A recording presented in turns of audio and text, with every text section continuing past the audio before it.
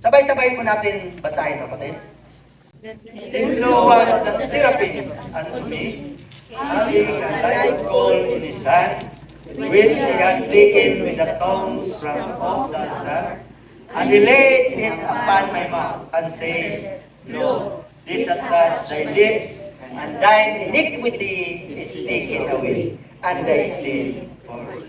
Purihin ang Diyos sa pagbabasa ng kanyang mga banal na salita, mga kapatid, at ay labas ang pamagat.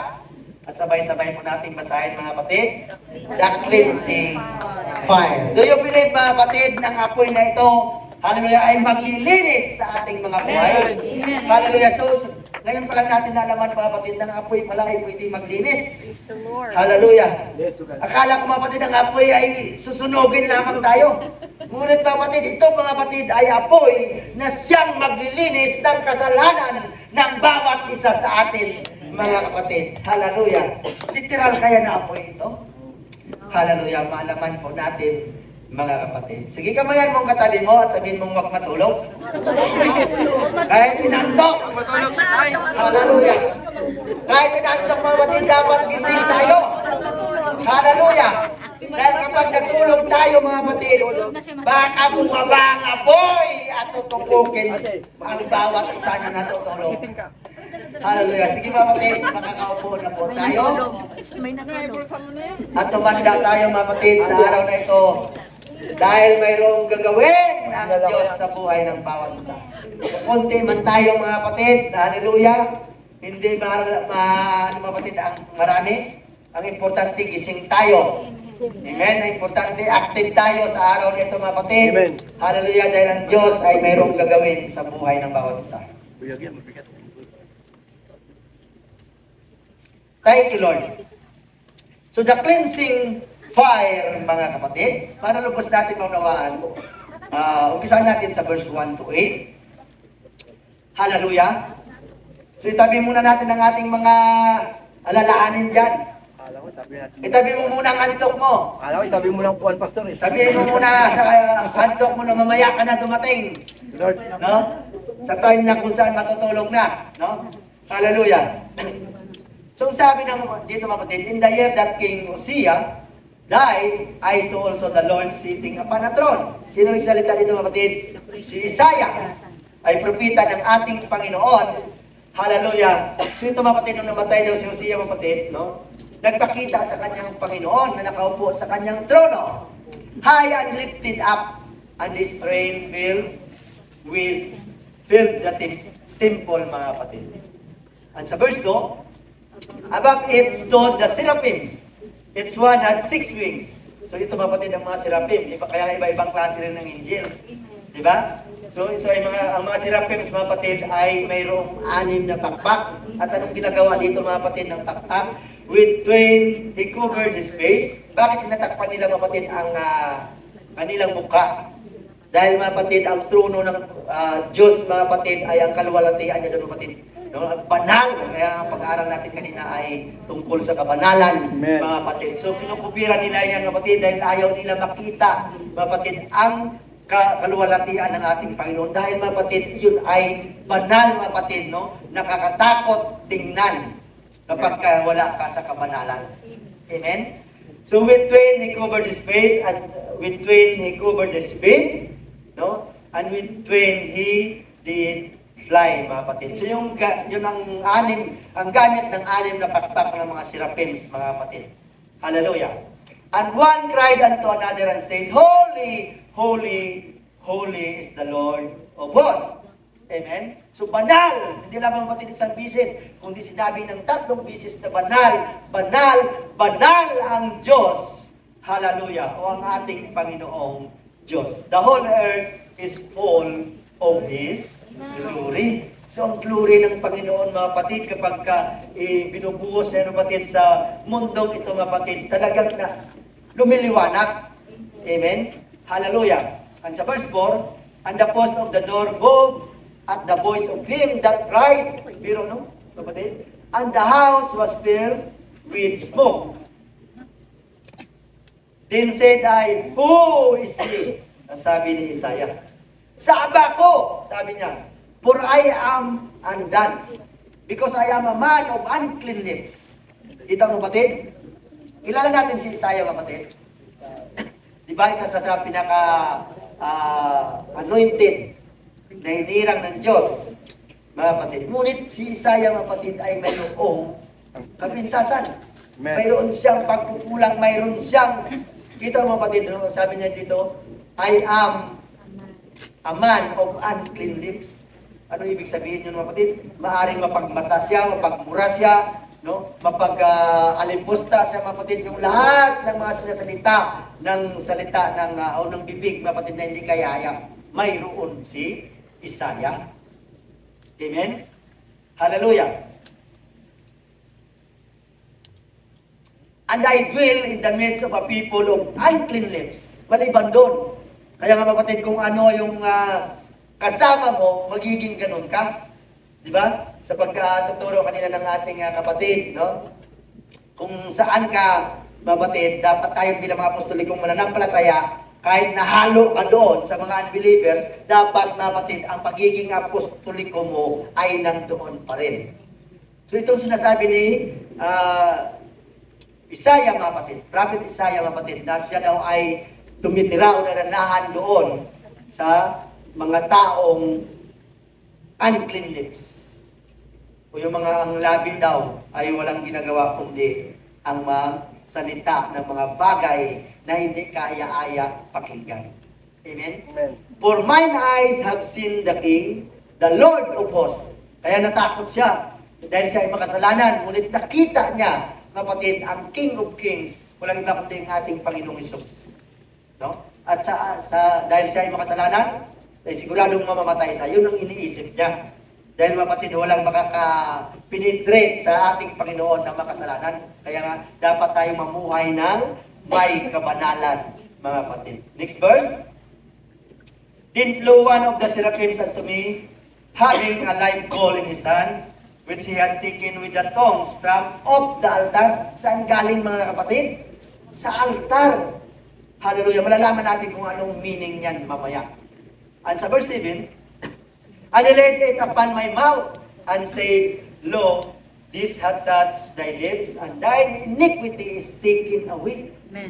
No? And thy sin purged, mga kapatid. Pero, mga kapatid, ang apoy na dala ng seraphim, o ng anghel ng ating Panginoon, nung inilagay niya doon sa lips, sa labi ni Isaiah, kapatid, dahil sinasabi niya, ako ay unclean, o hindi ako matuwid sa harapan ng ating Panginoon. Ngunit, nung nilagay doon sa kanyang labi, mga kapatid, ang sabi ng anghel sa kanya, this hath touched thy lips, and thine iniquity is taken away, and thy sin falls. Kaya nga, kapatid, ang pamagat ay hallelujah, the cleansing fire. Puri ng Diyos. At sa verse 8, hallelujah. Ano sabi sa verse 8? Also I heard the voice of the Lord saying, Whom shall I send? And who will go for us? Then said I, Here am I, send me. Nakita niyo, kapatid, kung paano nangyari? Nung una, dahil nakita niya, kapatid, ang trono ng ating Panginoon nakaupo doon ng Diyos. Sabi niya, walang sala ako, mamamatay ako dahil baka kasalanan ako. No? Ngunit dahil, mga kapatid, hallelujah, nagpakita sa kanya ng Panginoon, may, di ba, may anghel na dumating sa kanyang seraphim at may daladalang apoy, no? Na mula doon sa altar. At nung inilagay sa kanyang labi, mga kapatid, ang sabi ng anghel, yung lahat ng iyong kasalanan, yung lahat ng iyong iniquity ay inalis na. At ang iyong kasalanan ay nalusaw na dahil doon sa apoy. Kaya nga, the cleansing fire, mga kapatid. Hallelujah. So, mga kapatid, there are moments when God does not just call a person. He cleanses them before He sends them. Itong nangyari kay Isaiah, mga kapatid. Nilinis muna sa ng ating Panginoon bago niya inutusan si Isaiah, mga kapatid, o pinadala si Isaiah sa kanyang misyon. Di ba ganun din ang nangyayari sa atin? Di ba? Dapat maghanap muna sa ating buhay ang Ebanghelyo. At nung nalinis na tayo mga kapatid, nagiging bagong nilalang na tayo ayon sa pag-aaral kanina mga kapatid, doon tayo ngayon, inuutusan ng ating Panginoon na humayo kayo at ipangaral ang Ebanghelyo. Amen? Hallelujah! So when the prophet Isaiah stood before the glory of the Lord, he immediately became aware of his weakness. Minsan ganun tayo, mga kapatid. Di ba pag lumalapit tayo sa Panginoon, narinig pa nga natin, pero hindi ako karapat-dapat yan kasi makasalanan ako. Kasi may ginagawa akong kasamaan. Nagkamali ako, nagkasala ako kanina kaya hindi ako karapat-dapat. Ngunit mga kapatid, may ginagawa ang Diyos na kaparaanan. Sa time ni Isaiah mga kapatid, apoy mula sa altar ng ating Panginoon at inilagay sa kanyang labi upang malinis ang kanyang labi. No? Sa time natin ngayon, anong ginagawa ng ating Panginoon bilang mananampalataya? Dahil nandito tayo mga kapatid, nagkakamali tayo, nagkakasala tayo, even mga kapatid na tayo ay mananampalataya na. Ngunit anong ginagawa natin? Kaya ang purpose mga kapatid, kung bakit nandito tayo sa bahay panambahan, kung bakit tayo nagpapatuloy sa pag-aaral natin kagabi mga kapatid, na anong nangyayari pag hiwalay? Pag humiwalay ka mga kapatid, pag ang sanga na hiwalay sa puno, hindi yan basta-basta mga kapatid, hindi mo na yan matutuyo agad, unti-unti. Kaya kung sasabihin mo, ay dito lang ako, pwede mo, nakikinig naman ako ng preaching. Dito muna ako sa bahay, magpalamig ako, baka tuluyan kang lumamig. No? So sa ating mga Kristiyano, mga kapatid, dapat, ang sabi ko kanina, manatili hanggang wakas. So manatili tayo mga kapatid sa pagsunod at pagganap ng kalooban ng ating Panginoon, no matter what happens sa mundong ito. Amen? Dahil ang ano lang, magtitiis lang hanggang wakas, ang siyang maliligtas. So pagtiisan natin ang pagod, ang puyat, ang antok na wala tayong tulog mga kapatid. No? Pare-parehas naman tayo siguro ilang oras lang ang tulog. No? Nagising ako alas 3 kanina. Sabi ko, Lord, gisingin mo ako alas 4 kasi wala pa pag-aaral. Wala pang ibinibigay ang Panginoon. Nung ginising niya ako alas 3, in advance niya ng 1 hour. So natapos ako 5. Matutulog pa sana ako eh. Kaso naisip ko magsundo na naman pala. Praise the Lord. Hallelujah. So when the prophet Isaiah stood before the glory of the Lord, he immediately became aware of his weakness in the presence of divine holiness, mga kapatid. So every hidden iniquity, impurity is exposed. So sa harapan ng ating Panginoon kasi expose ang lahat sa ating buhay. Ano man ang ating mga pagkakamali, pagkakasala, mga kapatid, sa harapan ng ating Panginoon, ay hayag ang lahat na yan. Ano man ginawa natin, mabuti man o masama, mga kapatid, ay hayag yan lahat sa harapan ng ating Panginoon. Kaya dito, mga kapatid, alam ni Isaiah na nagkakamali siya, na nagkasala siya. Kaya ang ginawa niya, mga kapatid, na kasi sa time na yan, alam na nila ang kasulatan, na walang taong makasalanan na makakita, mga kapatid, sa harapan ng ating Panginoon, sa trono ng biyaya ng ating Panginoon. Ngunit pinakita yung kay Isaiah, nandun pa siya, mga kapatid, nagkakamali. Nandun siya, makasalanan siya. Ngunit anong ginawa ng Diyos? Dahil tinawag siya ng ating Panginoon, ang Diyos ang gumawa ng kaparaanan. Kumuha ng apoy doon sa altar at inilagay sa kanyang labi upang malinis ang karumihan ng kanyang labi. Ganon din sa bawat isa sa atin mga kapatid. Ang Diyos ang gumagawa ng kaparaanan, hindi tayo. Amen? Hallelujah. Thank you, Jesus. Nandiyan pa ba kayo mga kapatid? Amen. So Isaiah cried out mga kapatid, "Who is me, for I am undone, because I am a man of unclean lips." So the closer a man comes to God, the more he realizes how much he needs God's mercy. Habang tayo, di ba? Nung tayo hindi pa nag-umpisa tayo sa pananampalataya, di ba? Habang tayo tumatagal, habang tayo mga kapatid ay gumaganap ng kalooban ng Panginoon at sumusunod, mga kapatid, sa pinapagawa ng Diyos sa ating buhay, di ba lalo natin na-realize na masigit natin na kailangan ng Diyos sa lahat ng oras sa ating mga buhay. Amen. Amen? Subukan mo yung ganun-ganun ng pananampalataya mo, parang wala lang yan. Ngunit habang tayo tumatagal, kaya lagi natin pinapag-aral, lagi natin sinasabi na, parang habang tumatagal, lalong naghihirap ang paglilingkod sa Panginoon. Kaya nga mga kapatid, the more na lumalapit tayo sa Panginoon, the more that we need the presence of God sa ating mga buhay. Amen? Kaya huwag tayo mga kapatid magpatalo. Huwag na tayo magpatumpik-tumpik pa sa paglilingkod natin sa ating Panginoon. Hallelujah! So, but God did not reject Isaiah. Hindi niya na-reject si Isaiah. Ganon din mga kapatid sa time natin ngayon, hindi tayo nare-reject ng ating Panginoon. Kaya nare-reject ang tao, no, na kahit naging mananampalataya, kaya nare-reject sa mga kapatid dahil, mga kapatid, siya mismo ang pumili na i-reject ang Diyos. Ang Diyos, ang bawat lumalapit sa Kanya, mga kapatid, ay Kanyang tinatanggap. No matter na anuman ang dala-dala mo, anumang kasalanan ang ginawa mo, tanggap ka pa rin ng ating Panginoon kung lumapit ka sa ating Panginoon. Amen? Hallelujah! So, but God did not reject Isaiah because of his brokenness. Instead, heaven responded with cleansing fire. So, nang sagot ng Diyos, mga kapatid, dahil doon sa, sabi ni Isaiah, makasalanan ako. Ang sagot ng Diyos, mga kapatid, cleansing fire. Kaya huwag natin sabihin na gaano na madami ang kasalanan mo, gaano na nakasama, gaano na kadaming kasalanan, lahat ng uri ng kasalanan ay nasa iyo na. Kaya ka pa rin linisin ng ating Panginoon sa pamamagitan ng apoy na naglilinis ng ating mga kasalanan. Amen? Hallelujah! So as Seraphim took a burning coal from the altar and touched Isaiah's lips. So the same lips that confess weakness were purified by heavenly fire, mga kapatid. Kaya dapat, kapatid, ang heavenly fire na yan, kapatid, ay matanggap talaga natin. No? Dapat yan, kapatid, ay makuha talaga natin. Dahil yun lang ang pwedeng maglinis ng ating mga karumihan sa ating mga buhay. Hallelujah! So God was showing Isaiah that before a person can speak for heaven, heaven must first purify their heart and mouth, mga kapatid. So bago tayo, di ba tayo nung hindi pa mananampalataya, hindi pa natin tinanggap o ginanap sa ating buhay ang Ebanghelyo ng ating Panginoon, siguro hindi tayo nagbabasta-basta nagsalita tungkol sa langit. Di ba? Dahil makasalanan tayo eh.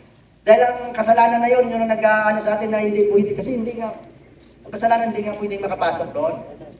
Kaya kapatid, ang ginawa, kapatid, hallelujah, ni Isaiah, nung nangyari na sa kanya, kapatid, doon lamang siya nakapagsalita ng tungkol sa kalangitan.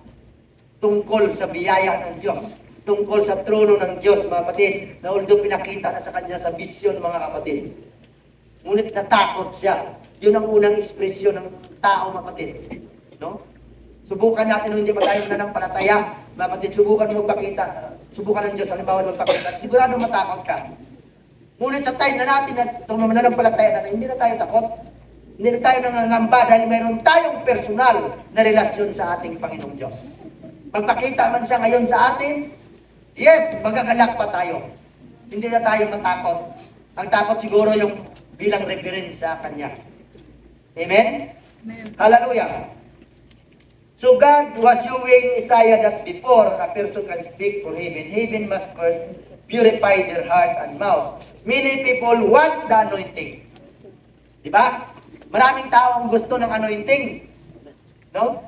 Lagi na nila, I pray for the anointing. Lahat naman tayo, di ba, gusto ng anointing? Amen. Sino bang ayaw ng anointing? Gusto nyo ba makatulad lang tayo dyan ng gawa ng mundo? Na walang anointing, basta lang magsalita, basta lang mangaral, basta lang mag-awit? No? Hallelujah! Useless ang kahit gaano kagaling, gaano man ka-fluent, gaano man kadunong, kung walang anointing mula sa Panginoon. Amen? So many people want the anointing, but few desire the purification. Diba? Hallelujah! But few desire the purification that comes before it. Bago ka mapatid, i-anoint ng ating Panginoon, i-purify ka muna. Kaya nga bago ka mga kapatid na gamitin ng ating Panginoon, ganapin mo muna sa buhay mong ebanghelyo at matanggap mo muna ang banal na espiritu. Diba yan ang katuruan natin mga kapatid bilang one God believer or oneness apostolic Pentecostal. Hallelujah. Amen? Amen. So the fire from the altar was painful, but it was necessary, mga kapatid. Subukan natin mga kapatid. Kahit na ano lang, mainit ka nga, ano ka lang mga kapatid, mapasok ka lang ng sabaw, di ba, gano'n nakasakit. how much more ng apoy na galing mismo doon sa altar, no? Sa altar of incense ng ating Panginoon, kapag yan inilagay sa labi mo, gaano kaya kasakit yon? Gaano kaya kainit yon? Mga kapatid. Hallelujah. Diba? Kapag pinupurify tayo ng Panginoon, kung nililinis tayo ng ating Panginoon, di ba masakit?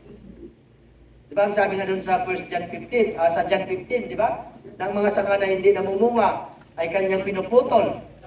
Di ba? Subukan mong putulan ka ng isang, kahit nakaliskis mo lang dyan, o kahit nalibag mo lang, kuskusin yan. Di ba masakit? How much more kung putulin yung mga sanga-sanga, yung mga daliri mo, yung mga bagay dyan sa katawan mo, kapatid, o parte ng iyong katawan. Di ba masakit? So mga kapatid, hallelujah. So the fire from the altar was painful, but it was necessary. Kailangan. Dahil hindi ka mapatid titibay o hindi ka lalong lumago sa pananampalataya mo sa Panginoon hanggat hindi ka nasasaktan. Kaya lagi nating pinapangaral na hanggat hindi ka natisod sa pastor mo, sa leader mo, hindi ka lalago. Amen? Praise the Lord. Natisod ka na ba dahil sa akin? Parang sinabihan mo na ako, tinira mo naman ako, pastor. Di ba? Minsan lang. So, hindi ka lalago na kung hindi ka matisod. Di ba? Yan ang anong design ng ating Panginoon. Hanggat hindi natitisod ang isang mananampalataya sa kanyang pastor o sa kanyang leader o sa salita ng ating Panginoong Diyos, hindi talaga siya lalago. Amen? Gusto nyo natin magpalago, mga kapatid? Sige, palakpakan mo, Panginoon.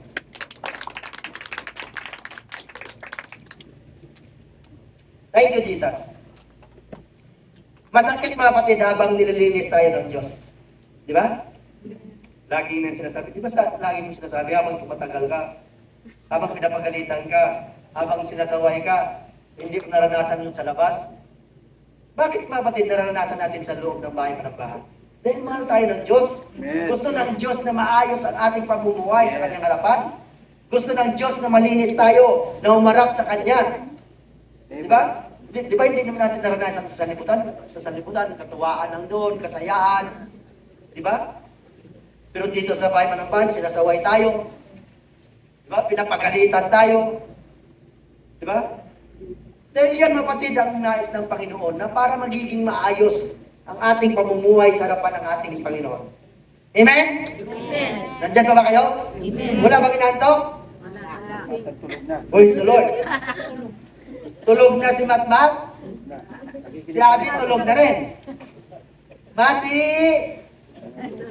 Praise the Lord. So, mapatid, God will sometimes allow conviction, correction, and spiritual pruning because He is preparing His people for greater assignment. Tanda natin, hindi magiging effective ang ministry na tatanggapin natin mula sa ating Panginoon kung hindi ka muna dumanas ng mga ganitong karanasan sa buhay bilang Kristiyano. Amen? Amen. Diba? Dapat habang dumaranas tayo, praise the Lord, dahil alam natin, mga kapatid, ito ay kaparaanan ng ating Panginoon, parang tumibay, tumatag ang bawat isa sa atin. Matatag na ba tayo? Amen. The Lord. Parang ilan lang yung nagsabi. Matatag na ba tayo? Amen. Praise the Lord. Baka mamaya, kunting ampun lang, Sinipon na. nawala na yung ano mo sa Panginoon. Praise the Lord. Dapat matibay, dapat ang ating bahay nakatayo sa ibabaw ng bato. Walang iba kundi ang ating Panginoong Jesucristo, mga kapatid. Na kahit anumang bagyo at unos ang dumating, dapat kapatid matibay pa rin dahil nakatayo sa ibabaw ng bato. Eh huwag kang gumawa ng bahay na buhangin. Dahil sa langit, mga kapatid, ang bahay natin hindi lang bato, ginto, mga kapatid. Hallelujah. Kaya huwag tayong magtayo, mga kapatid, ng bahay sa buhangin. Yung ating pananampalataya, huwag natin itayo sa buhangin, dapat sa ibabaw ng bato. Amen. Amen? Hindi bato na ginaganon, ha? Baka bato na naman na ibang iniisip mo. Diba? Bato, tunay na bato. Walang iba kundi ang ating Panginoong Jesucristo. Amen? So minsan, bago, mga kapatid, gagamitin ng Diyos, mga kapatid, hallelujah. Minsan mga kapatid ay ang ginagamit pa ng ating Panginoon yung mga bago. Naranasan yung mga kapatid? Minsan nare-review pa tayo mga kapatid ng mas bago sa atin. Minsan mga kapatid, ang mga bago pa ang nagpapaalala sa atin. Na kahit alam natin na walang kaalaman yan, walang karunungan, ngunit ginagamit ng Diyos para palalahanin ang bawat isa sa atin na mga leader. Amen? Naranasan ba natin yan? Yes. Ibig sabihin nun mga kapatid, huwag kayong magalit doon kahit na bago na kahit mas marunong ka, mas magaling doon. Kung yun ang ginamit ng Panginoon na i-rebuke tayo, pasalamatan natin, purihin natin ang Diyos mga kapatid. Dahil gusto ng Panginoon na magiging straight ang ating paglilingkod sa ating Panginoon. Amen? Hallelujah. Minsan bago pa mga kapatid ang gamitin ng Diyos para sawayin ang leader. Minsan unbeliever pa mga kapatid eh. Ako naranasan ko mga kapatid. Nung bago ako, nung nagbakasyon ako mga kapatid, unang bakasyon ko na Kristiyano na ako. Pero hindi pa ako pastor mga kapatid. Pero nung dumating ako sa Pinas, ganun pa rin. Nandun pa rin nakikipag-ano pa rin ako sa mga dati kong mga kasama. Nandun pa rin ang tagay-tagay, nandun pa rin mga bagay-bagay na ginagawa ko noon sa sanlibutan. Mga kapatid. Ngunit, alam mo kapatid, sinong ginamit ng Diyos? Ang kapatid ko pa mga kapatid. Mga kapatid namin na panganay. Sinabihan ako, akala ko ba tol, binago ka na. Di ba masakit? Amen. Non-believer pa. Although nakamag-anak natin mga kapatid, ngunit yan pa ginamit ng Diyos. Kaya parang natauhan ako, oo nga no. Di ba? O maaaring nadala lang doon dahil nakita mo mga barkada mo, yung mga dati mong kasama sa mundo. No? Napatagay pa rin. Di ba? Una, sabi ko soft drinks lang. Eh habang tumatagal, talagang madadala ka. kaya wag nyo nang subukan pag magbakasyon tayo, sabi, makiupo ka doon, makikipagkwentuhan ka. Maya-maya ano ka talaga mga kapatid. Kasi naranasan ko gano'n. Hallelujah. Pero sa sumunod na, wala na mga kapatid dahil ay talagang ano tayo ng ating Panginoon. Although nandun pa rin ang temptation mga kapatid, ngunit labanan natin ang sabi ng ating Panginoon. Amen? Hallelujah. So the fire was not meant to destroy Isaiah. So ang fire na mula sa Diyos o sa trono ng biyaya ng ating Panginoon, hindi ibig sabihin nun para i-destroy tayo, uwasakin tayo, mga kapatid. Hallelujah. So it was meant to refine Him. Para mapatid malinis tayo, para maging maayos tayo sa harapan ng ating Panginoon. Yun ang ginagamit ng Diyos. Ang apoy na yun mga kapatid. Malalaman natin yan mamaya, no? So the same with us mga kapatid. Some believers are praying for open doors while God is first working on their character. Yun ang nais ng Panginoon na mabago sa atin. Ang mga karakter natin, ang mga attitude natin, ang mga attitude natin na mga makasalibutan, ang mga attitude natin mga kapatid na walang ibang nais gagawin kundi ang labag sa kalooban ng ating Panginoon. Dapat nababago na yan.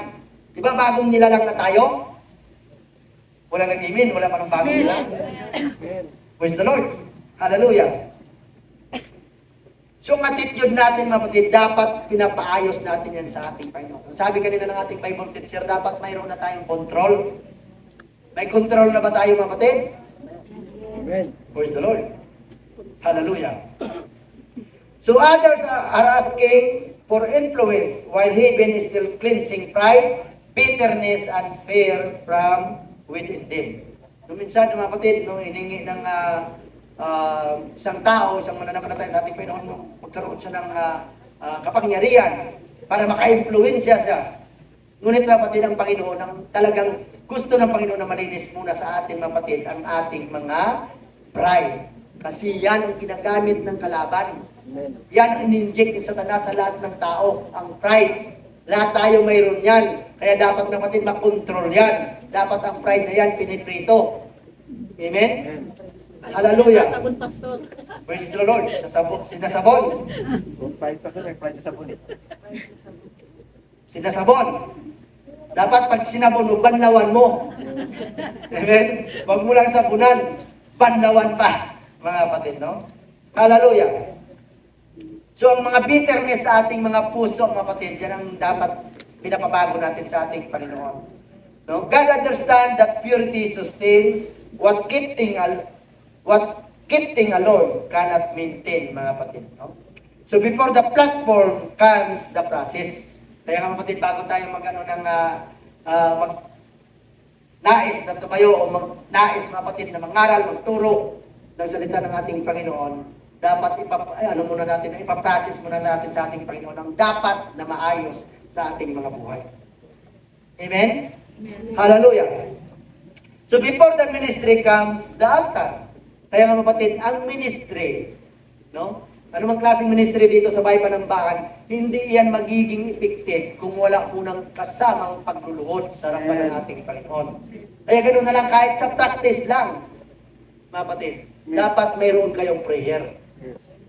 Dapat dinudulog muna natin sa ating Panginoon para ang anointing ng ating Panginoon kumilos sa bawat isa na involved doon, lalo na sa music ministry. So, nag-practice ba kayo kanina? Nag-prayer muna kayo? Yes. Praise the Lord. So, yan ang nararapat. Kasi yan ang utos ng Panginoon. Doon, lalong nagiging effective, no? Ang ministry, o lalong nagiging anointed ang ministry ng isang mananampalataya kapag sinasamahan natin ng prayer, lalo na kapag mayroong fasting. Amen. Amen? Hallelujah. So the call came directly from the altar, which represents sacrifice, surrender, and the presence of God. Amen. So yun mga kapatid ang ibig sabihin doon ng apoy na mula doon sa altar. It represents daw mga kapatid ng sacrifice. Dahil sa altar of sacrifice yan mga kapatid. Hallelujah. Surrender. Kaya doon natin sinusurrender ang ating mga sarili sa Diyos mga kapatid. At it represents also the presence of God or the Holy Spirit. Amen? Amen. Hallelujah. So real transformation is never produced by human strength alone. It comes from encounters with God. Kaya nga kapatid, ang sabi kanina, hindi tayo kapatid magiging banal without the Holy Spirit. Hindi ka mamumuhay ng may kabanalan kung hindi mo muna natanggap ang banal na Espiritu.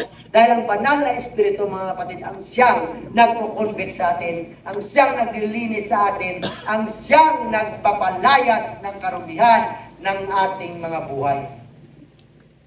Ang banal na Espiritu. Kaya ganyan na lang natin tinuturo, pinapangaral dito na kailangan matanggap natin ang banal na Espiritu. Huwag lamang mga kapatid ating maranasan o maramdaman. Ang nais ng Panginoon ay manahan mismo sa buhay ng bawat isa sa atin. Dahil kapag nararamdaman mo lang, yes, feel ka dito ngayon, naramdaman mo ang banal na Espiritu, paglabas mo, 6 na araw ka na naman makikipagbaka sa mundo. Ngunit kapag manahan sa'yo, pag lumabas ka dito, kapatid, dala-dala mo. Mayroon kang power, mayroon kang authority mula sa ating Panginoon sa pamagitan ng banal na Espiritu na nananahan sa ating mga buhay. Amen? Hallelujah! So it comes from encounters with God. Hindi ka kapatid magiging effective na lingkod ng ating Panginoon kung hindi mo muna na-encounter ang ating Panginoon. Kagaya ni Apostle Paul, no? Nung na-encounter niya ang ating Panginoon sa way of Damascus. Di ba? Ano nangyari doon sa kanyang kapatid, no? Nabulag siya hanggang sa nag-prayer and fasting sa kapatid 3 days. Na walang kain. Prayer lang ng prayer. Hanggang pinadala ng Panginoon si Ananias, mga kapatid. At yun ang ginamit ng Diyos para si Apostle Paul ay matanggap ang Ebanghelyo o matupad sa kanyang buhay ang death, burial, and resurrection. Amen? So prayer changes people. Naniniwala tayo doon? A single prayer of a righteous man is available much, mga kapatid. Malaki ang magagawa ng panalangin ng taong matuwid. Kaya kapatid, kung sa dami natin na matuwid, malaki ang magagawa ng ating panalangin. Amen? Worship changes people. Naniniwala tayo doon? Yes. Amen? Dahil mga kapatid, maraming yan sa Biblia, nung lahat nagsamba sa Panginoon, nagpuri sa Diyos. Ano nangyari sa Apostol Paul and Silas? Diba? Nagpuri sa Panginoon na kahit na sila ay nakatali, nakabardulina na, nakapusas pa. No? Anong ginawa nila? Nagpuri lamang sa Panginoon. Kaya nabago Nawala ang kanilang mga tali, ang kanilang mga pusas, mga kapatid. No? Maliban doon, ang bilangguan ay nabuksan. Di ba? Ganyan ang nangyayari kapag nagpuri at nagsamba ka sa Diyos. Kaya sa ating pagsamba at pagpuri sa Panginoong mga kapatid, huwag nating pigilan. Huwag mo intindihin ang katabi mo dyan. Huwag mong tulugan ang pagpuri at pagsamba sa Diyos. Amen? Hallelujah. Dahil doon nalulugod ang ating Panginoon. Amen? Amen. Nandiyan ba kayo, kapatid? Amen. May nantok ba? Parang akong inantok. Pero hindi man na naigyan, mga kapatid. Hallelujah. Bibigyan tayo ng Panginoon ng gising na diwa.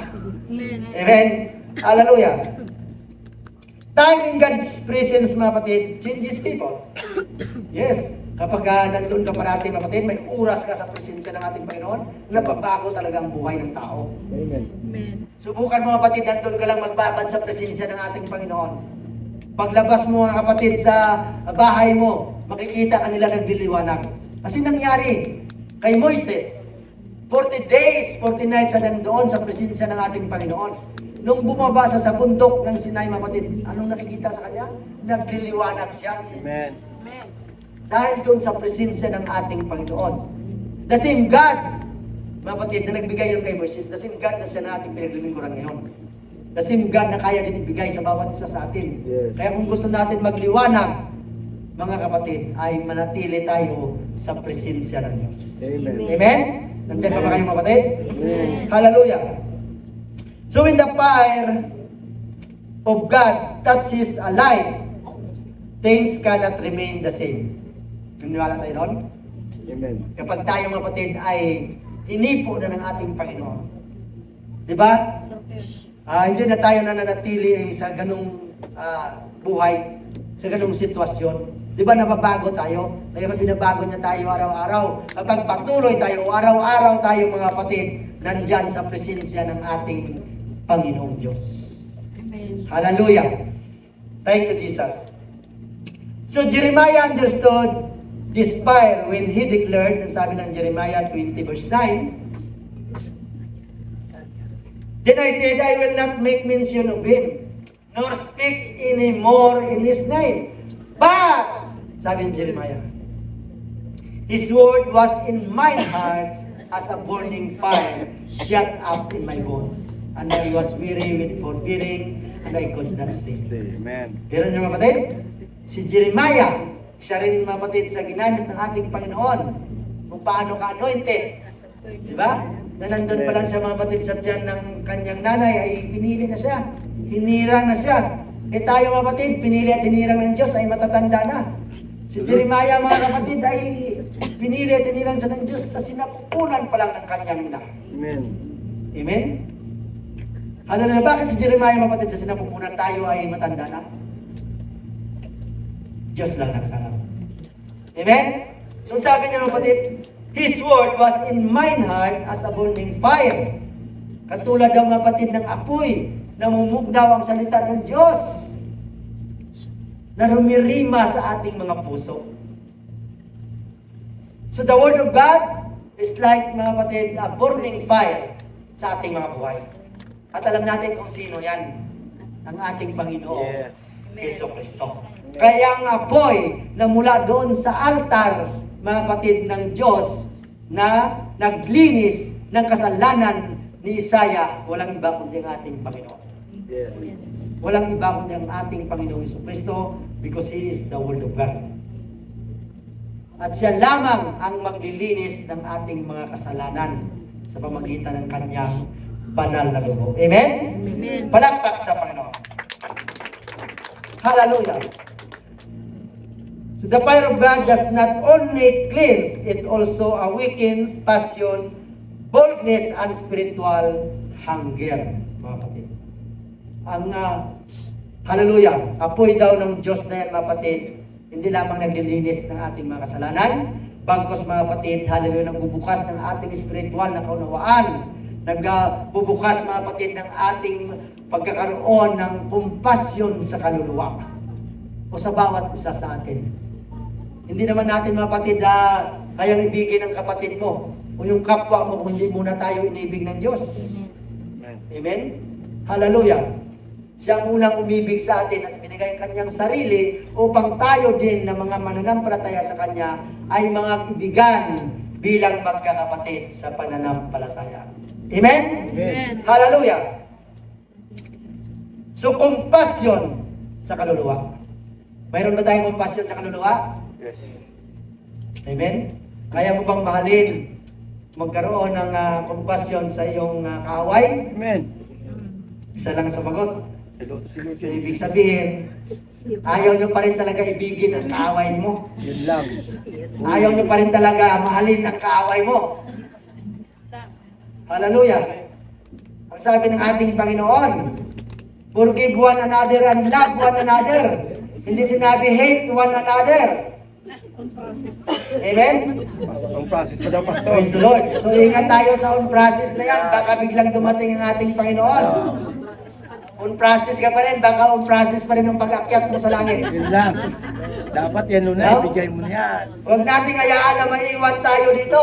Kasi yung process matagal yun. Dapat mga kapatid, on the spot na dumating ang ating Panginoon, kasama tayo. Amen? Amen. Hallelujah. So a person touched by God cannot remain silent forever. Amen? Dapat mga kapatid, ang isang tao, isang mananampalataya na hinipo ng Panginoon, hindi talaga mananahimik. Si Lord. Kagaya natin mga kapatid, halimbawa ko na lang aking sarili. Dati mga kapatid, hindi niyo ako mapasalita ng maraming tao. Mahihain ako mga kapatid. Amen? Ngunit mga kapatid, nung nandito na tayo sa Panginoon, walang hiya na ako. Amen. Siyempre sa pangangaral ng salita ng Diyos. Kaya dapat, hanggat hindi ka naging walang hiya mga kapatid, hindi ka talaga gagamitin ng Panginoon. So kailangan natin maging walang hiya sa pagtuturo ng salita ng Diyos. Hindi walang hiya sa pamumuhay. Amen? Hallelujah. Purihin ng Diyos mga kapatid. So share the goodness of God. Huwag tayo magiging sakim. Amen. Kung anong kaligtasan na natanggap natin mula sa ating Panginoon, ibahagi din natin. Share hindi lamang ang blessing. Share the gospel. Dahil yan ang utos ng Panginoon. Una, ang mga blessing, additional na lang yan. Seek ye first the kingdom of God and His righteousness. And all this blessing, lahat ng mga bagay na ito, maging prayer request mo, maging ang panalangin mo sa magiging asawa mo, nobyo mo, wag lang kabit mo. Kasi hindi dahil matutuloy yun. Hallelujah. Yung nararapat, mga kapatid, ay pagkaloob ng ating Panginoon. Amen? Amen. Hallelujah. So the word today, mga kapatid, is full of voices, but heaven is searching for a purified vessel. Ang hinahanap ng Diyos, ang malinis na anong vessel? Lalagyan. Amen? Ang malinis daw mga kapatid na dapat lagyan ng ating Panginoon ng kanyang banal na Espiritu. So sa mundo, marami nagtuturo, nangangaral ng salita ng Diyos, marami mga kapatid ang nagsishare ng salita ng Diyos. Di ba? Amen. Kahit saan ka pumunta ngayon, nandun ang salita ng Diyos. Ngunit ang hinahanap ng Panginoon, yung bisil na malinis. Amen. Ang bisil mga kapatid na mananahan ang banal na Espiritu. Yes.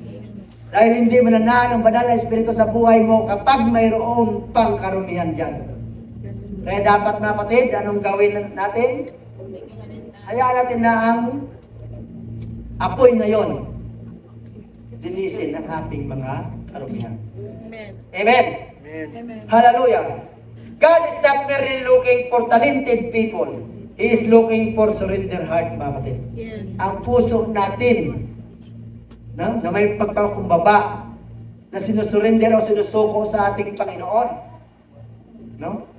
Dahil kaya huwag tayong magtiwala sa puso natin dahil ang puso natin, mga kapatid, ay sinungaling, deceptive, mandaraya. Kaya marami ang nadadaya ng puso. Dalawa daw ang puso nila eh. Kaya may awit na dalawa ang puso. Hindi pwede. Ang Kung gusto mo marami ang puso mo, magpakabit ka ng puso ng saging. Amen? Dahil ang Diyos, isa lang ang puso na binigay sa bawat tao. At ang puso na yan, pwedeng baguhin ng ating Panginoon. Kaya sabi niya, kanina sa verse, bibigyan daw tayo ng bagong espiritu at pusong laman, puso na masunurin sa ating Panginoon. Amen? Hallelujah. So the kingdom advances through men and women who have allowed God to deal deeply with them in secret places before speaking publicly. Kaya kapatid, bago tayo mangaral, bago tayo magturo, magayag, hallelujah, ng salita ng Diyos sa ibang tao, dapat ang ating mga karumihan, ang mga pinakatago-tago natin na nakasalanan, mga kapatid, dapat ipalinis muna natin yan sa Panginoon. Dapat, mga kapatid, hallelujah, isuko muna natin yan sa ating Panginoon. Kasi hindi magiging effective ang pagtuturo mo, ang pangangaral mo ng salita ng Diyos, kung ang salita ng Diyos ay wala mismong epekto o wala mismong pamumuhay sa buhay mo. Amen? Hallelujah! Isaiah encounter teaches us that no past failure is too great for God's cleansing power. Kaya wag natin sabihin, kapatid, na sobrang makasalanan ko, sa dami ng kasalanan ko, sa dami ng pinatay ko, sa dami ng ginawa kong kasalanan, yung lahat na lang ng kasalanan ay nasa akin. Wala nang pag-asa na ako ay magbago. Katwiran ng mundo yun.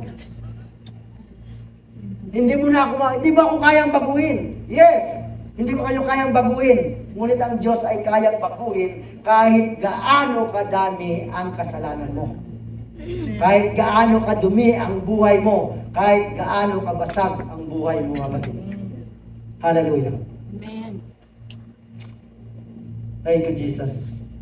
So the enemy may remind you of your mistake, but God specializes in restoration. Yan ang ano ng Panginoon. Restore lang. Nagkamali tayo, nagkasala. Just restore, kapatid. Manumbalik sa ating Panginoon. Hallelujah. So when God forgive your sins and cleanse your life, don't think your past anymore, kapatid. Huwag mo nang isipin. Ang kasalanan ginawa mo kahapon at isinuko mo sa Panginoon, sinurrender mo sa ating Panginoon, ay pinatawad ng ating Panginoon. Huwag mo nang isipin yon. Amen. Dahil yan, kapatid, ay nilinis na ng ating Panginoon. Hallelujah. So don't think your past anymore, kapatid. Accept the forgiveness of God. Simply accept also the consequences. Kasi sa lahat, sa mga tulad natin na mananampalataya, sa lahat ng pagkakamali at pagkakasala o paglabag natin sa kalooban ng ating Panginoon, may consequences. Yes. Accept the consequences. Gusto mo ba i-accept dito sa mundo? O dito pa lang? O gusto mo doon sa impyerno? The choice is yours. Amen? Amen. Hallelujah! So the same mouth Isaiah called unclean became the mouth through which powerful prophecies were released to generation. No? The same lips na sinabi ni Isaiah, I am unclean, marumi ako, dahil namumuhay ako sa mundo ng kasalanan. The same mouth na ginamit ng Diyos nung nilinis na ng ating Panginoon na nagpropesiya hanggang sa time natin ngayon ay napapakinabangan ng mga generation na katulad ng bawat isa sa atin. Kaya bang gawin, kung kayang gawin niya ng Diyos kay Isaiah, kaya niya rin gawin sa bawat isa sa atin. Kailangan lamang magpalinis tayo sa ating Panginoon. Amen? Amen. So sometimes God allow us to feel our weakness so we can fully depend on His grace. Diba? Minsan nasasabi natin, bakit ganitong nangyayari, Panginoon? Naglilingkod. Tapat naman ako sa iyo, Panginoon. Nandito naman ako every Friday, nagpapagamit ako, nag-aalay ako ng mga awitin. Nagbibigay ako ng aking tithes and offering sa iyo, Panginoon. Bakit ito nangyayari sa akin? Minsan, mga kapatid, katulad ni Apostle Paul, nang binigyan siya ng tinik mula kay Satanas, mga kapatid. Di ba pinag-pray niya ng 3 bisis? Ngunit hindi sa kapatid pinagaling ng ating Panginoon. Ang sabi ng Diyos ay sapat ng aking biyaya sa iyo. Dapat yan din, mga kapatid, ang ating panghawakan. Sapat ng biyaya ng Diyos sa atin. At paano natin yan ngayon mga kapatid, pakilusin ang biyaya ng Diyos sa ating mga buhay? Rebuke in Jesus Christ's name ang sakit at karamdaman na yan. Rebuke ang demonyo na yan na lumalapit sa'yo. Pag lumalapit ang demonyo sa'yo, huwag mo nang papasukin. I-rebuke mo na in Jesus Christ's name. Amen? Minsan kasi pinapapasok nyo pa eh. Hawak kamay nyo pa nga minsan. Para kayo nagdidit sa lunita, hawak kamay, si Satanas pala yung kasama mo. Sipain mo in Jesus Christ's name. Di ba? Sipain mo ng salita ng Diyos. Amen? Kaya pag haligid sa inyo mga kapatid yung mga demonyo, demonyita at demonyito, sipain mo sa pangalan ni Hesus Kristo. Ang salita ng Diyos gamitin mo, huwag mong literal na sipahin. Dahil mas makapangyarihan ng demonyo kaysa sa atin. Ngunit kapag salita ng Diyos, ang ating ginagamit mga kapatid, parang ano yan, langgam lang yan. Kaya ang sabi ng Panginoon, no? Magpa-ilalim daw tayo sa kapangyarihan ng Diyos, labanan natin ang dyablo, at siya ay tatakas. Biro nyo? Kaya ang dyablo mga kapatid, takot yan sa tunay na mananampalataya sa ating Panginoong Diyos. Amen? Lalo na kapag meron kang power and authority. Dahil sabi ng Panginoon, bigyan niya tayo ng power and authority over the power and authority of the enemy, including Satan. Amen? huwag niyong katakutan si Satanas, mga kapatid. Kaya lamang tayo minsan na nadadala ng Satanas, natatakot ng Satanas dahil mga kapatid, hand on hand ka pa rin kay Satanas. Baka nakikipag lips to lips ka pa kay Satanas. No? Hindi yun literal, ha? Okay yung gano'n kay Satanas. Praise the Lord. Ganyan ba kayo mga kapatid? Yes. Makipag-break na tayo kay Satanas para maging smooth na mga kapatid ang paglilingkod natin sa Panginoon. Amen. Para mapulpil na ng Diyos mga kapatid ang propesiya niya sa iglesyang ito. Tayo na lang hinihintay ng Panginoon na magpabago sa Panginoon. Ayaw niyo ba, gusto niyo ba manatili tayo dito ng habang panahon? Ayaw niyo ba umuwi sa Pinas? O ayaw niyo ba papunta sa langit? Napalood sa Diba? Pastor. Gusto niyo ba manatili dito sa mundong ito? May pagkaloob na ng Panginoon na tayo kunin ng Panginoon, so be it according to the will and purpose of God. Bakit tayo mangamba? Bakit tayo matakot? Alam natin kung saan na tayo pupunta pagkatapos ng buhay natin sa mundong ibabaw na ito. May bahay na tayo. Amen? Mansyon ka doon. Kung dito, bahay bubo lang. Doon, mansyon. Amen. Minsan natatakot lamang ng isang tao, kahit naman nanampalataya, dahil may ginagawa pang hindi maganda sa harapan ng Diyos. Amen? Hallelujah! So pride blocks transformation, but humility invites mercy, mga kapatid. So ang pride, mga kapatid, talagang yan, mga kapatid, ang pumipigil kung bakit hanggang ngayon, ganyan ka pa rin. Kung bakit hanggang ngayon, sa tagal mo nang mananampalataya sa ating Panginoon, bansot pa rin ang pananampalataya mo. Bakit hanggang ngayon, sa tagal mo na, bakit hanggang ngayon ay sitting ministry ka pa rin? No? Hallelujah! Magpagamit tayo for God's glory. Amen? Yan ang plano at purpose ng Diyos sa bawat isa sa atin. Hallelujah! Huwag nating tanggihan ang mga ministeryo pinagkatiwala sa atin ng Panginoon. Yung mga susunod na buwan na ito, magiging tayo, busy tayo talaga mga kapatid. Huwag tayo magpatumpik-tumpik. Amen? So dahil sa pride mga kapatid, kaya hindi ka lumalago hanggang ngayon. Kaya nga, pansot pa rin pananampalataya mo. Kaya maraming, sabi na Panginoon, maraming nauna na mahuli. Maraming huli na nauna. Amen? Hallelujah. Isaiah did not pretend to be perfect before God. He acknowledged his condition honestly and he even responded immediately. Pero mga kapatid, ang Diyos, kapag mga kapatid na sinusuko mga kapatid sa ating Panginoon, ang lahat ng ating kahinaan, ang lahat ng ating kabalisan, ang lahat ng problema, lahat ng pagsubok, o lahat ng ating pagkakamali at pagkakasala sa Diyos, automatic, mga kapatid, kikilos ang ating Panginoon. Pero mga kapatid, sinabi dito, in-acknowledge ni Isaiah ang kanyang pagkakamali, ang kanyang karumihan, automatic mga kapatid, on the spot ang Panginoon ay kumilos at nilinis, pinatawad, mga kapatid, si Isaiah. Ganun dapat ang gawin natin. Huwag na nating pagtakpan ng mga pagkakamali, pagkakasala na nagagawa natin. Dahil habang natatakpan natin yan mga kapatid, lalo ka lamang masasaktan. Lalo ka lamang mga kapatid, hallelujah, hindi lalago. Lalo lamang hindi titibay ang pananampalataya at relasyon mo sa Diyos. Ang the best way na gawin natin, isuko, isurrender sa Panginoon on the spot, Amen. mga kapatid. Kung hindi mo man masambit sa kapwa mo, sa pastor mo, isambit mo ng direkta sa ating Panginoon. We have already access sa trono ng biyaya ng Panginoon when we obey the gospel sa ating mga buhay. Amen? Hallelujah. Thank you, Jesus. So acknowledge your sins, accept forgiveness and consequences. Accept lang natin, mga kapatid. Dahil yan, mga kapatid, ang design ng ating Panginoon sa mga pagkakamali at pagkasala na nagagawa natin. May consequences talaga yan, mga kapatid. No? Amen. So after the cleansing, came the cooling. Ito na. Pagkatapos, mga kapatid, na tayo ay nagpalinis, kagaya ni Isaiah, nung nilinis na sa ng ating Panginoon, nandun ang cooling. Nandun na, mga kapatid, kumilos. Nandun na nagiging propeta sa ng ating Panginoon. At ginamit siya ng mga propesiya na hanggang ngayon napapakinabangan ng generasyon na katulad natin. Hallelujah. So God asked, whom shall I send? And whom will go for us? Suddenly Isaiah answered, here am I, send me.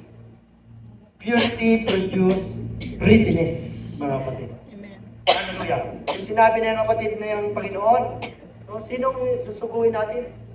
Sabi ni Isaiah, nung nalinis na siya, nandito ako, Panginoon, send me. Dapat ganun na rin ang katwiran natin.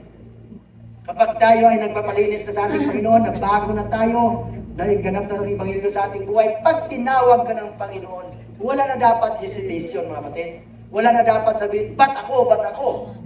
Wala na dapat, mga kapatid, na sila na lang magaling. Walang magaling sa atin. Siya lang ang magaling, ang ating Panginoon. Kaya kapag tinawag ka ng magaling, walang iba kundi ang ating Panginoon, siguradong gagaling ka rin. Amen? Dahil i-anoint ka ng ating Panginoon.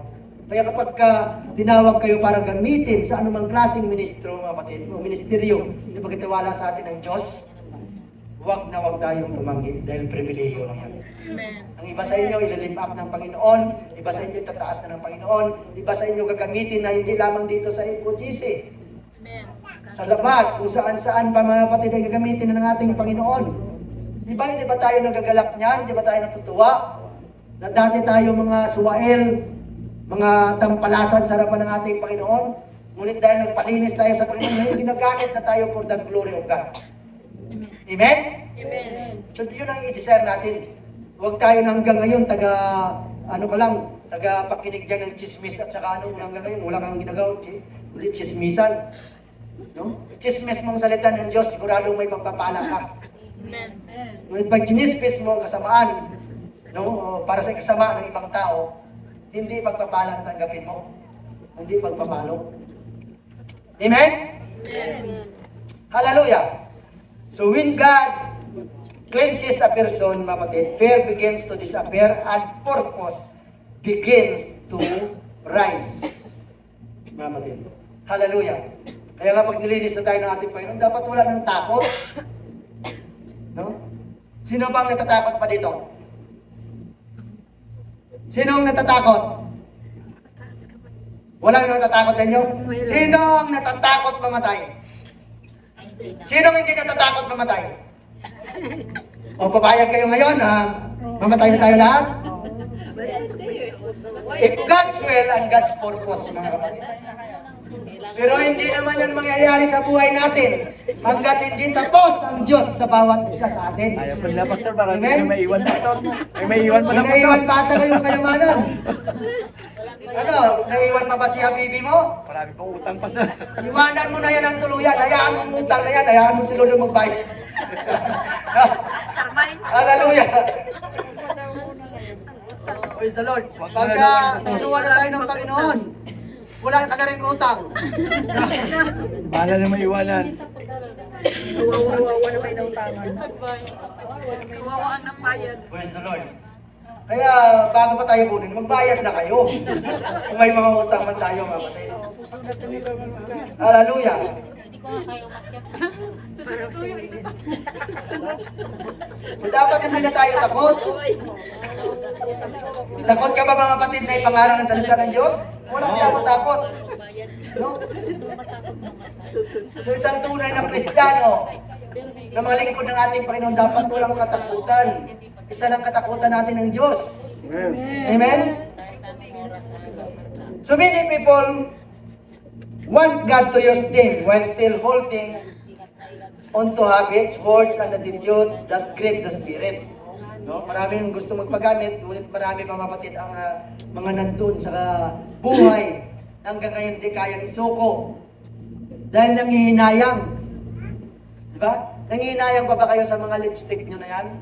Hindi naman kami ng lipstick. Nangihinayang pa ba kayo sa mga pampaganda dyan? Tandaan nyo mga kapatid, kung ano ang mukha nyo na nagpabautismo kayo, yan lang dapat. Kasi pagdating doon sa langit na puno ka ng kolorite, baka sabihin kung sino ka. Bakit ka nakapasok dito? Hindi kita kilala. Diba? Kaya yung mga ano natin, yung mga pantalon natin, sa akin to, sa totoo mga kapatid, mayroon pa akong isa na pero pinabagahe ko na yun. Yung hindi pa ako nananampalataya. Yung mga butas-butas na yan, hindi na dapat natin yan suot sa mga boys. Sa mga ladies, dapat ano na tayo, modesty na tayo mga kapatid. O magkakaroon kayo ng women's fellowship. Conference pala, hindi lang fellowship, conference yun. May men's conference din. Mamaya pag-usapan natin sa meeting. Hallelujah. So but the Lord desire consecrated, mga kapatid. Ang sabi ng 2 Timothy 2:21, if a man therefore purge himself from this, he shall be a vessel unto honor. Dapat ganun tayo. Vessel of honor for the glory of God. No? Sanctified and meet for the master's use and prepared unto every good work, mga kapatid. No? Hallelujah. So God used yielded people, ang mga tao, kapatid na nagpapakumbaba o sumusurrender sa ating Panginoon, yun talaga ang ginagamit ng ating Panginoon. Amen? Kaya surrender lang ang surrender sa ating Panginoon. Ang lahat ng ating kahinaan, ang lahat ng ating mga kasagabal dyan sa ating pamumuhay, surrender natin sa Panginoon upang maging kagamit-gamit tayo for the glory of God. Amen? Amen. So God used yielded people, hindi ang magaling at matalino mga kapatid, no? So the touching of Isaiah's lips also reminds us about the power of words, and our mouths can either release life or destruction. Kaya mga kapatid, ang ating labi na yan, no? Either it will cause life or destruction. Pwede mong masira, pwede nga masira ang isang bansa sa isang salita lang. Ano ba, pag inuutos lang ni Trump na gunawin na yung Iran, kayang gawin nila. So sa isang salita lang, pwedeng masira ang isang bansa. O maging ang buong, sabi nga, ang isang salita na ng tao ay kayang sunugin ang buong kagubatan. No? Hallelujah. Kaya mag-ingat tayo mga kapatid sa bawat sasabihin natin. Kaya kapag may magchismis ka, na wala din ng dulot na mabuti, tumahimik ka na lang. Amen? Itabi mo na lang, sarilinin mo lang, chismis mo lang sa Panginoon. At bahala ang Panginoon makipagdil sa iyo. No? Hallelujah! So God wanted Isaiah's speech to carry divine authority, truth, and healing. In the same way, believers today must guard what they speak. Words filled with faith can change atmosphere and encourage broken heart. Dapat gayon ang ating sinasalita para mapatid sa ika-encourage o ikalalago ng isang mananampalataya o isang believers na katulad mo at katulad ko. Amen? Amen. Hallelujah! So there is still fire on God's altar, mga kapatid. Ganun pa rin sa time natin ngayon. Hanggat hindi nilift up to ng Panginoon ang grace period of time, nandyan pa rin mga kapatid ang sinasabi ang apoy. Hallelujah! Na nagmumula sa altar ng ating Panginoon. Hallelujah! So the Lord still cleanses people, restore hearts, and raises vessels for His glory. No matter how wounded, ashamed, or unworthy someone feels, mga kapatid. Kaya, minsan iniisip natin na hindi na tayo marapat-dapat dahil nagkamali tayo, nagkasala tayo. Mga kapatid, ang sabi ng Panginoon, God is a God of restoration. Walang mangyayari sa iyo hanggat hindi ka nagpa-restore. Hindi ka muling ibabalik ng ating Panginoon sa paglilingkod o bilang kanyang lingkod na magagamit sa kanyang kapurihan kung hindi ka magpa-restore. Kaya magpa-restore lang tayo, mga kapatid. Nagkamali tayo, nagkasala, wala na tayong magagawa. Accept the consequences. No? At hayaan mo, mga kapatid, na patuloy na kumilos ang Diyos sa buhay ng bawat isa. Amen? Amen. Sa ating mga bago, darating time na kayo rin gagamitin ng ating Panginoon. Huwag niyo sabihin hanggang ngayon ay, o sa tagal nyo, diyan lang kayo tagaupo. Dapat, mga kapatid, nagpapagamit din kayo for the glory of God. Amen? Amen. Magpalinis lamang tayo. Hallelujah. God's grace remains greater, mga kapatid. No? The fire of God can purify what sin tried to corrupt. Yun lang naman, kapatid, ang nakapagpigil ng kasalanan. Ang tatlong litra na yan. Yan ang magkukurap sa isang mananampalataya. Ay, nagkasala ka, wala kang karapatan dyan. No? Ang sabi ng Panginoon, manumbalik kayo. Magpa-restore tayo. Manikluhod tayo sa paanan ng ating Panginoon. Humingi ng kapatawaran. If we confess our sins, He is faithful and just. Amen. Amen? Hallelujah. So the fire of God can purify what sin tried to corrupt. Do not run away from God when conviction comes. Minsan kasi, mga kapatid, pag sinasaway na tayo ng salita ng Diyos, kinukonvict tayo ng salita ng Diyos. Sa halip na tayo ay manikluhod at nagpasalamat sa ating Panginoon, minsan ay nagre-rebelde tayo lalo.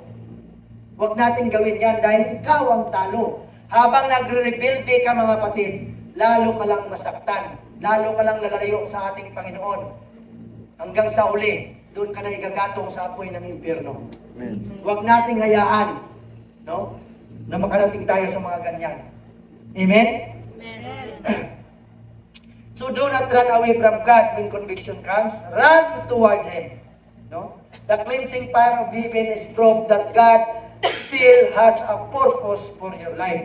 Amen. Kaya kapatid, habang nandito pa, ang grace period of time nito, may purpose pa ang Diyos sa buhay mo at sa buhay ko. Hallelujah. Thank you, Jesus. If God did not care about your future, He would not spend time refining you. The fire is preparation for destiny. So, ang apoy pala rin, kapatid, ay preparation sa destiny ng bawat isa sa atin kung paano tayo gamitin ng ating Panginoon for His glory. Amen? Amen. Hallelujah. Ang isa, Exodus chapter 24, verse 17. Malapit na tayo. And the sight of the glory of the Lord was like devouring fire on the top of the mount in the eyes of the children of Israel. Ito mga kapatid, nung time na sinabi ng Panginoon, sinabi ng mga tao na gusto nila makaharap ang Diyos. Kaya sinabi doon, inutos dyan sa kanila ni Moises na magpasting kayo, no? At huwag muna kayong tumabi sa inyong mga asawa sa loob ng 3 araw. No? So itong time na ito, nung nandyan na sila sa harapan ng ating Panginoon, no? Na nakita nila, mapatid, ng glory ng ating Panginoon ay katulad daw ng apoy na namumugnaw. Kaya na, di ba, natakot sila dyan? Ano, anong ginawa nila? Sige, Moises, ikaw na naman mag-usap sa Diyos, sabihin mo na lang kung anong gusto ng Diyos. Eh samantalang, ayaw nila maniwala na kay Moises. Kasi akala nila, si Moises ay hindi na nakikipag-usap sa Diyos. No? So ano nangyari? Natakot sila. Na sinabi nila, Moises, ikaw na lang makipag-usap sa Diyos at sabihin mo na lang kung anong gusto ng Diyos. No? Dumarating ba yan sa atin, mga kapatid? Na minsan parang ayaw mo na maniwala sa leader mo, sa pastor mo? Dahil akala mo, hindi na nakipag-usap ang Diyos sa pastor mo? Dumating ba sa atin yun, mga kapatid? Hallelujah. Huwag na dumating dahil baka nawin kayo ng Panginoon o yung bawat isa sa atin. Amen? Hallelujah. Hebrew 12:29. For our God is a consuming fire. Yes. Naniniwala tayo? Amen. So ang fire na yun, mga kapatid, walang iba kundi ang Diyos mismo. na naglinis ng kasalanan o ng karumihan ni Isaiah. At walang iba yun kundi ang ating Panginoon na siyang naglilinis ng kasalanan ng sangkatauhan. Amen? Hallelujah! 1 Peter 1:7, that the trial of your faith being much more precious than of gold that perisheth, though it be tried with fire, might be found unto praise and honor and glory at the appearing of Jesus Christ, mga kapatid. So, hallelujah, pagsubok daw sa ating pananampalataya na kung paano sinusubok, mga kapatid, sa pamagitan daw ng apoy. Amen? Hallelujah, katulad daw ng ginto. No? Paano ba sinusubok, mga kapatid? Paano natin malaman na ang ginto ay tunay kapag iyong sinunog? Kapag iyong, mga kapatid, ininit sa apoy, no? Ang ginto, lumalabas ang kanyang tunay na pagkaginto. Amen. Amen? Hallelujah. So ganun daw ang ating pananampalataya na sinusubok sa pamagitan ng apoy. No? Hallelujah. So ang apoy na tinutukoy dito ay ang mga trials sa ating mga buhay. Amen? 2 Corinthians 7:1, having therefore these promises, dearly beloved, let us cleanse ourselves from all filthiness of the flesh and spirit. Bakit pa kapatid sinasabi nila dito? Let us cleanse. Ang sinasabihan kasi dito ay mananampalataya na. Na tayo daw mga kapatid ay linisin natin ang ating mga hallelujah, laman at espiritu. Yung lahat ng karumihan. Bakit sinasabi na sa atin na sa atin? Na tayo na. Dahil na sa atin ang banal na espiritu. Kaya sundin natin kung anong sinasabi ng banal na espiritu sa ating mga buhay, mga kapatid, upang masunod natin ang pamumuhay ng may kabanalan. No? Hallelujah. Let us cleanse ourselves from all filthiness of the flesh and spirit, perfecting holiness in the fear of God. Doon tayo, mapatid, hallelujah, magkaroon ng perfectong pamumuhay ng may kabanalan kapag tayo ay nagpakalinis sa karumihan ng ating laman at ating espiritu. Amen? Amen. Hallelujah. 1 John 1:9, if we confess our sins, He is faithful and just. Ang sinasabihan din, mga kapatid, ang tulad nating mananampalataya. Although na tayo mananampalataya na, naganap na sa ating buhay ang Ebanghelyo, mayroon na tayong kaligtasan. Nagkakamali, nagkakasala tayo, ang sabi ng Panginoon, confess your sins. He is faithful and just to forgive us of our sins and to cleanse us from all unrighteousness sa ating mga buhay. Amen? Hallelujah. So yun ang dapat natin gawin, mga kapatid. At sa ating conclusion, mga kapatid, ang sabi dito, mga kapatid, the cleansing fire is metaphorically refers to a trial, hardship, or divine intervention. Hallelujah. Yun ang metaphor. Meaning, sa tulad na nating mananampalataya, no? Ang cleansing fire na yun, no? Designed to purify, refine, or transform someone. Hallelujah. Like a flame that burns away dross to reveal pure gold, it symbolizes removing imperfection, negativity, or sins to foster spiritual growth or renewal. Kaya nga, kapatid, sa tulad na nating mananampalataya, nakatanggap na ng Ebanghelyo, halang nakatanggap na ng banal na espiritu, huwag tayo, mga kapatid, na manatili lang sa ganun. Dapat nagpaparenew tayo. Kaya nagpaparevive tayo. Kaya tinatawag ang ating service laging may revival. Dapat, mga kapatid, kasi ang isang service o isang pagsasamba natin na walang revival, mga kapatid, patay ang gawain na gano'n. So dapat mayroong revival. So today, mga kapatid, we continue to ask God to purify our heart, our thoughts, our speech, and our spirit. Let the fire from heaven remove everything that does not reflect His glory. Yan ang gagawin natin ngayon, mga kapatid. No? Bago tayo, mga kapatid, lumapit sa oras na ito sa ating Panginoon, yan ang gawin natin, magpakalinis tayo. Hayaan natin ang fire na yan. Hallelujah. O apoy na yan na magmumugnaw, pupugnawin ng apoy ang karumihan sa ating mga buhay. Nilinisin niya yan, mga kapatid. Hallelujah. So, and when God calls your name, may your answer be like Isaiah, "Here am I, Lord, send me." Dapat ganun na.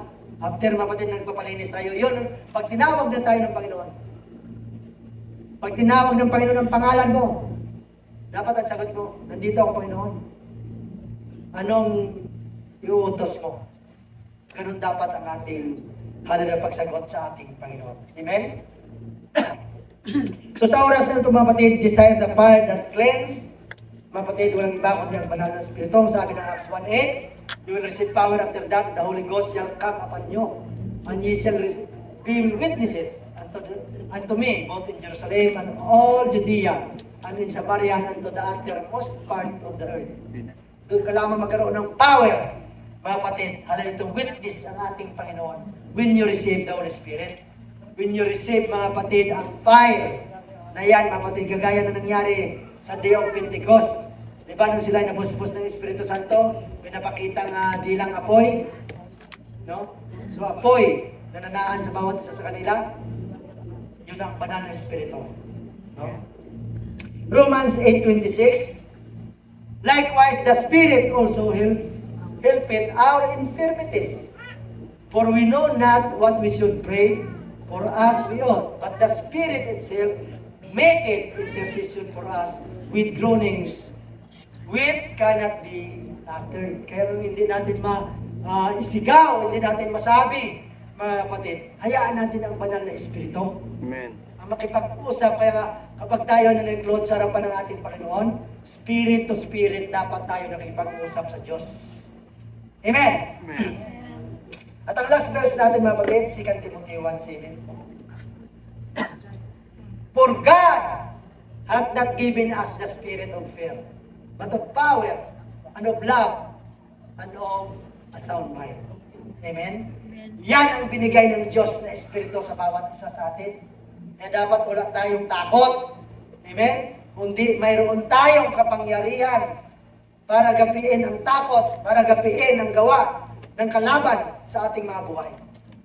At dapat umiiral ang pag-ibig. Hallelujah. Amen? So gusto ba natin mangyari yan sa ating mga buhay? Yan. Hallelujah. At kapag ginagamit na tayo, mga kapatid, ng ating Panginoon, speak the truth sa mga nagtuturo, nangangaral, nag-Bible study, nag-share ng salita ng Diyos. Speak the truth no matter what. Amen. No? Teach the truth, preach the truth, and most of all, live the truth. Ipamuhay mo ang katotohanan. Kasi kahit gaano ka tapang kang mangaral, no? O mag-share ng salita ng Diyos, kung walang pamumuhay sa buhay mo, hindi effective sa pinapangaralan mo. Amen? Amen. So to God be all the glory. God bless all. Kayong lahat ay tumayo.